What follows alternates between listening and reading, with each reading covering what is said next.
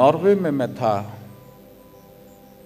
तो मैंने कहा कि मुझे ऐसी जगह रुकूंगा जो समुद्र का किनारा हो और कोई जाने नहीं, मैं वहाँ पर रुक के फिर सत्संग होगा।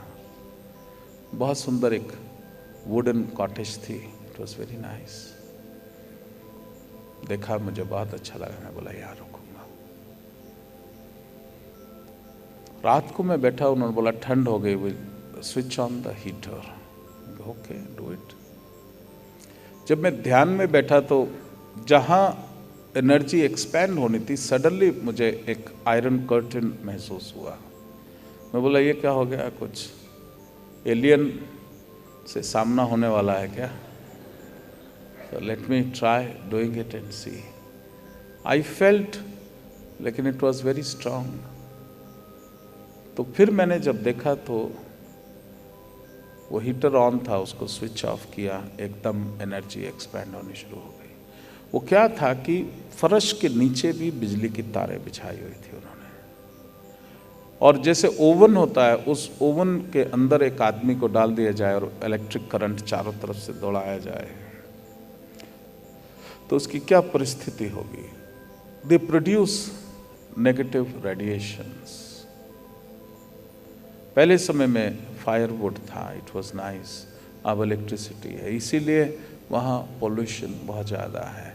फिजिकली विजिबल नहीं है, लेकिन ethereally they are producing more pollution.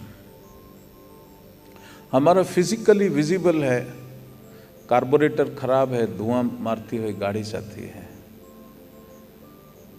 पेड़ हैं कहीं काट लिए गए हैं, नालियाँ गंदी हैं, बरसात आने से पहले सफाई अभियान चलता है, वो गंदगी अभियान ज़्यादा होता है क्योंकि हर सड़क के ऊपर कूड़े के ढेर इकट्ठे होते हैं। तो पता चलता है कि नालियों से निकाला और बाहर रख दिया, ढेर ही जो है, बदबू जो अंदर दबी हुई थी बाहर आ गई। जैसे छोटा बच्चा मैंने देखा था, उसका नाक पैर था, उसने यूं कर दिया तो उसके पूरे गाल पे चिपक गया।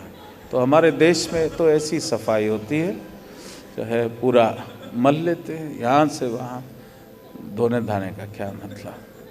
But still we are less polluting country. Only we pollute at the physical level, not at the etheric level. अभी बढ़ रहे हैं हम इस तरफ धीरे धीरे, centrally AC, centrally heating technology. Etheric cleaning is very important, sweating is very very important. जरूर शिव योग का साधक जो है वो पसीना जरूर बहाए प्रतिदिन। 50% वो हो गया, और जो बाकी 50% है वो शुद्धि है आपके सूक्ष्म शरीरों के द्वारा। वो सूक्ष्म शरीर हैं आपके चक्र, आपके एनर्जी मेरिडियंस, आपके थॉट्स, आपके वो संचित कर्म, वो नेगेटिव साइकिक इम्प्रेशंस, वो भी एक पोल्यूशन का रूप धारण करता है। एवरीथिंग विच इज़ अनवांटेड, जो टॉक्सिन्स हैं, it has to be released. मैंने सारा दिन में मैल धूल इकट्ठी करी, वो तो फिजिकली मैं देख रहा हूँ, उसको मैंने धो दिया। व्हाट अबाउट नेगेटिव इम्प्रेशंस, उसको भी प्रतिदिन धोना है, आपने रिलीज करना है। वो हम लोग नहीं करते हैं। जो भी दुख है वो समेट लेते हैं, जो भी नेगेटिव है वो समेट लेते हैं। मूल प्रकृति ने उसको दूर करने के लिए जो स्वप्न की अवस्था है, वो एक नेचुरल फिनोमिना बनाया है कि जो व्यक्ति जब सोता है तो नींद के समय उसको जो स्वप्न आता है, वो स्वप्न कोई जादुई चीज नहीं है। वो स्वप्न कोई भविष्यवाणियों की तरफ संकेत करने की प्रक्रिया नहीं है। अंधविश्वास के तो 100 कारण आप पैदा कर सकते हो।